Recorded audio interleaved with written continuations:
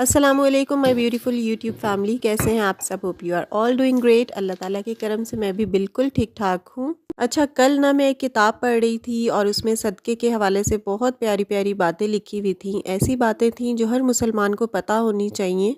तो मुझे भी ये किताब पढ़कर बहुत सारी नई चीज़ें पता चलीं, कुछ चीज़ें पहले भी पता थीं, बहुत इफ़ेक्टिव मालूमात हासिल हुई। तो मैंने सोचा कि अपनी प्यारी सी यूट्यूब फैमिली के साथ भी ये चीज़ें शेयर करूं, क्योंकि किसी को अच्छी बातें बताना भी सदका है। आप लोगों को भी अगर मेरी बातें अच्छी लगी हों तो वीडियो को शेयर भी कीजिएगा और लाइक भी कीजिएगा। पहले यहाँ मैं आपको बता दूं कि ऑयल की बोतल में फ़िल कर रही हूँ। तकरीबन 1 वीक के बाद मेरा ऑयल ख़त्म हो गया था। आपको सबको ही पता है कि ऑयल कितनी धड़ाधड़ ख़त्म होता है। तो यहाँ पर खैर रीफिलिंग हो रही थी और इसी तरह बाकी काम करते करते आपके साथ बातें होंगी। So to be very productive, let's come to the topic. सदका क्या है? सदक़े की डेफिनेशन क्या है? सदका एक ऐसा अतिया है कि जिसके ज़रिए अल्लाह ताला की बारगाह से सवाब की उम्मीद रखी जाए। यानी जब भी हम कोई भी किसी किस्म का भी सदका, चाहे छोटा हो या बड़ा हो, किसी गरीब को दें या किसी भी और जगह पर दें, तो हमें अल्लाह ताला से ये उम्मीद होती है कि इसके बदले में हमें इंशाअल्लाह ताला सवाब मिलेगा। सदक़े के बहुत ज़्यादा फ़ज़ाइल हैं। एक हदीस शरीफ में है कि सदका बुराई के 70 दरवाजे बंद करता है, और इसी तरह एक और हदीस शरीफ में है कि सदका बुरी मौत को दूर करता है। तो इन दोनों अहादीस से हमें कितनी बातें पता चल रही हैं कि अगर हम डेली बेसिस पे सदका देते हैं तो वो कितनी चीज़ों को, कितनी बुराइयों को हमसे दूर रखता है, बुरी मौत को दूर रखता है और बुराई के 70 दरवाजे बंद करता है। और सदक़े के बारे में बड़ी अच्छी चीज़ एक ये भी है कि इसको देने के लिए आपका अमीर होना या आपका बहुत ज़्यादा वेल ऑफ होना ज़रूरी नहीं है। अमीर हो या गरीब, हर कोई अपनी पहुंच के मुताबिक, अपनी इस्तेताअत के मुताबिक सदका कर सकता है। जितनी भी इंसान की पहुंच है वो सदका करे तो अल्लाह ताला अपनी बारगाह में इंशाल्लाह ज़रूर कबूल फरमाता है। चाहे वो हज़ारों में हो, लाखों में हो या कुछ रुपयों में हो, जितनी आपकी पहुंच है उतना सदका किया जाता है।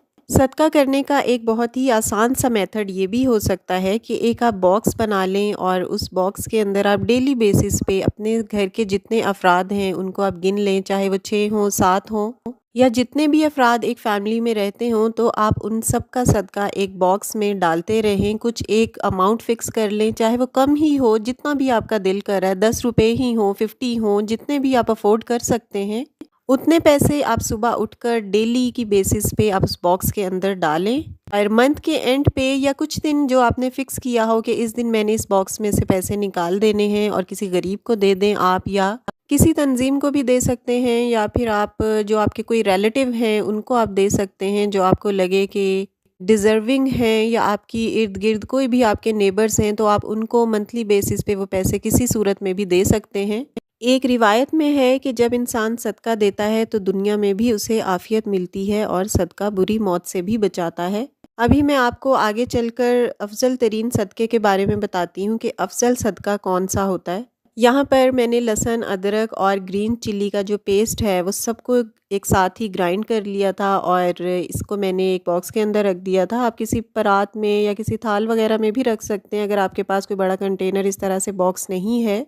इसका मैंने छोटा सा क्लिप अपने एक पिछले व्लॉग में भी डाला था, आप लोगों ने देखा होगा। इसकी जो डिटेल्ड वीडियो है वो यही है जो मैं प्रॉपर अभी यहाँ पर आपके साथ शेयर कर रही हूँ। तो इस तरह से मैंने इसे फ्रीज़ करने के बाद ना इस तरह से इसको कट लगाकर और बॉक्सेस बना लिए थे, तो बहुत ही कन्वीनियंट रहता है। आप एक दफ़ा इस तरह से ट्राई कीजिएगा।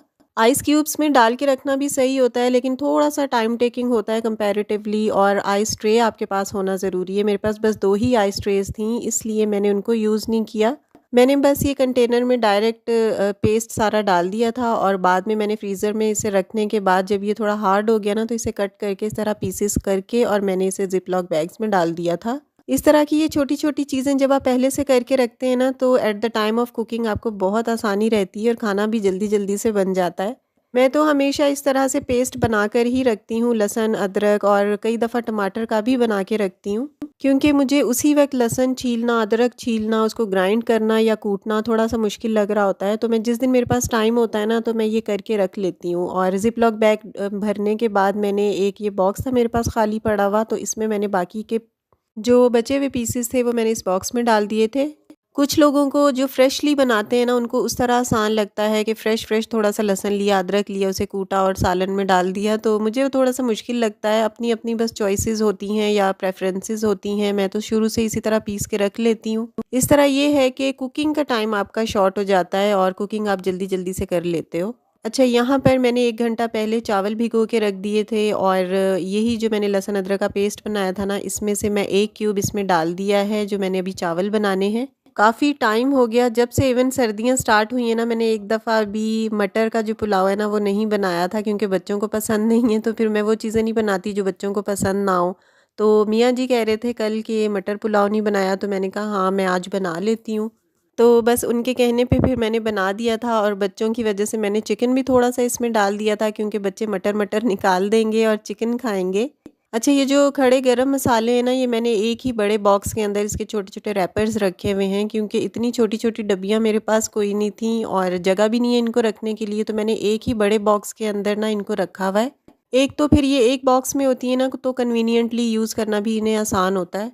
अच्छा, बात चल रही थी सदक़े के बारे में और एक छोटा-सा टॉपिक रहता था, वो भी मैं आपके साथ अभी डिस्कस करती जाती हूँ। हज़रत सैयदना अनस रज़ियल्लाहु ताला अन्हु फरमाते हैं कि हुज़ूर सल्लल्लाहु अलैहि वसल्लम से पूछा गया कि कौन-सा सदका अफ़ज़ल है? तो हुज़ूर सल्लल्लाहु अलैहि वसल्लम ने इसके जवाब में इरशाद फरमाया कि रमज़ान के माह में सदका करना अफ़ज़ल है। यानी रमज़ान के महीने में जैसे बाकी इबादतों का और बाकी चीज़ें करने का सवाब भी बढ़ जाता है, उनकी अहमियत भी बढ़ जाती है, इसी तरह इस महीने में अगर सदका करें तो वो भी अफ़ज़ल होता है। एक और रिवायत में है कि जब इंसान कब्र में जाता है तो कब्र की गर्मी से उसको सदका बचाता है।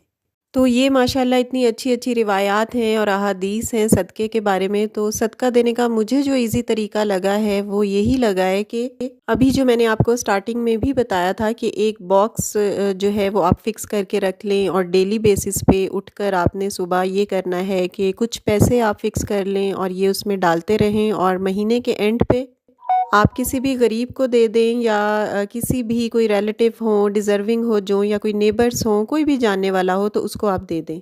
तो इससे अच्छी बात और क्या हो सकती है कि डेली बेसिस पे आपका सदका निकल रहा है। अल्लाह ताला को आपकी नीयत का तो पता है ना कि आपने इस बॉक्स में पैसे डाले हुए हैं और at the end of month आप किसी को वो दे देंगे। तो इस तरह डेली बेसिस पे ही आपके लिए सवाब लिखा जाएगा। मुझे तो ये तरीका काफ़ी आसान लगा है, तो मैं इंशाल्लाह इसको फ़ॉलो करूँगी, क्योंकि मैंने किताब अभी 2-3 दिन पहले पढ़ी है और इस तरह से मैं डेली बेसिस पे नहीं करती थी, लेकिन अब इंशाल्लाह ये पढ़ने के बाद मैं ज़रूर इसे फ़ॉलो करूँगी। और आप लोगों को अगर अच्छा लगा हो तो आप भी ये तरीका फ़ॉलो करें और इस पे अमल करने की पूरी कोशिश करें। और इसके साथ-साथ कोई बात अच्छी लगी हो तो वीडियो को लाइक भी करें। चैनल पर अगर न्यू आए हैं तो चैनल को सब्सक्राइब भी करते जाइए। अच्छा, यहाँ पर मैं आपको अपनी बुक से जो मैं पढ़ती हूँ वहाँ से रिटन फॉर्म में आपको दिखा रही हूँ, जहाँ पर ये लिखा हुआ था कि अफ़ज़ल तरीन सदका किस वक्त का है और कब देना चाहिए। मेरे पास ये पंसूरा है, मैंने आप लोगों के साथ पहले भी ज़िक्र किया था कि बहुत ही ऑथेंटिक किताब है, जिसे पढ़कर मैं आप लोगों के साथ चीज़ें शेयर करती हूँ। और जो बातें मुझे अच्छी लग रही होती हैं और मुझे लग रहा होता है कि ये मेरे लिए न्यू है, तो मैं वो कोशिश करती हूँ कि अपनी यूट्यूब फैमिली के साथ भी चीज़ें शेयर करूँ, ताकि आप लोगों की भी मालूमात में इजाफ़ा हो।